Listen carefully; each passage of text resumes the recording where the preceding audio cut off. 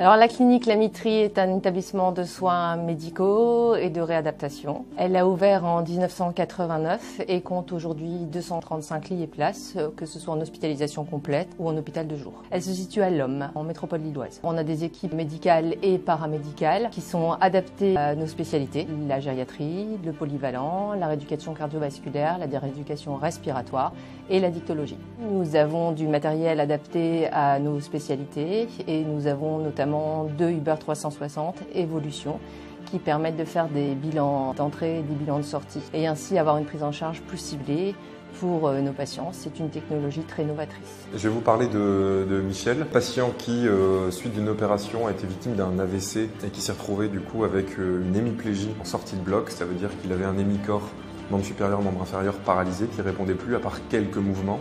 3 semaines après l'opération, on l'a accueilli dans notre établissement pour commencer à intensifier sa rééducation qui était pas assez bien pris en charge, mais nous, ici à la clinique de La Mitrie, c'est notre rôle d'intensifier les rééducations. Donc Michel arrive dans une phase qui est plutôt cruciale pour lui, c'est-à-dire que c'est la phase de récupération où les muscles commencent doucement et le système nerveux commence un petit peu à se réveiller. Nous, on a extrêmement besoin d'insister et d'être précis sur cette phase-là. Donc ce qui s'est passé, c'est qu'à son arrivée, on a commencé à travailler énormément musculation, renforcement et surtout réautonomisation du patient. Je me sers pour le coup énormément du Uber 360. L'objectif principal d'abord ici, c'est pour lui de récupérer son autonomie et donc ses transferts et sa marche, sécuriser au maximum son périmètre de marche. C'est un travail qu'on a pu mettre en place en fait sur le Uber 360 parce qu'on a pu travailler sur la coordination de ses membres inférieurs en le déstabilisant un petit peu sur des mouvements où il devait recréer ses appuis de manière à peu près symétrique. On a aussi travaillé énormément sur la resymétrisation de son corps dans le sens où il avait perdu cette notion de symétrie. Quand on a un hémicorps qui ne répond plus, on le sent mais on n'a pas forcément conscience de ce qui se passe. Et c'est en fait avec le feedback visuel qu'on a sur l'écran, le rétrofeedback, qu'on a pu travailler en fait avec Michel cet aspect-là. Lui avait le retour, se rendait compte qu'en fait il appuyait trop d'un côté et pas assez de l'autre. Et avec ce retour visuel, on a pu mettre en place des correctifs. Il a pu voir ce qui se passait pas bien, mieux ressentir les choses et du coup accentuer un peu mieux sa rééducation et parfaire un petit peu ses appuis avec un retour quasiment direct. La plateforme Uber est un outil complémentaire pour la prise en charge des patients en SMR, que ce soit pour les affections de l'appareil locomoteur ou pour les accidents neurologiques, AVC notamment. C'est un patient qui a une ischémie cérébrale au niveau de la région sylvienne droite et qui a présenté un déficit du membre supérieur gauche avec des troubles de l'équilibre.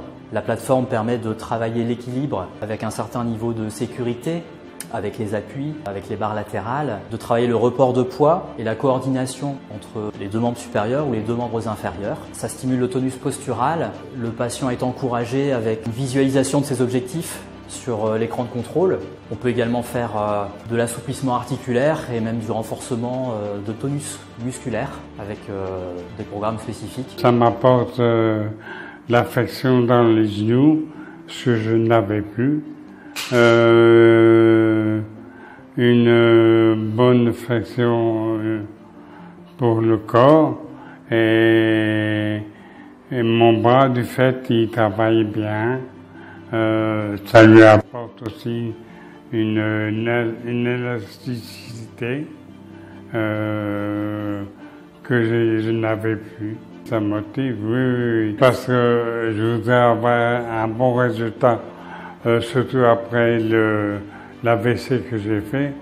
Je voudrais retrouver les mêmes fonctions que j'avais avant. C'est ça, c'est le plus important. J'espère que ça va revenir assez vite. Et c'est fait qu'ici, les exercices me font du bien.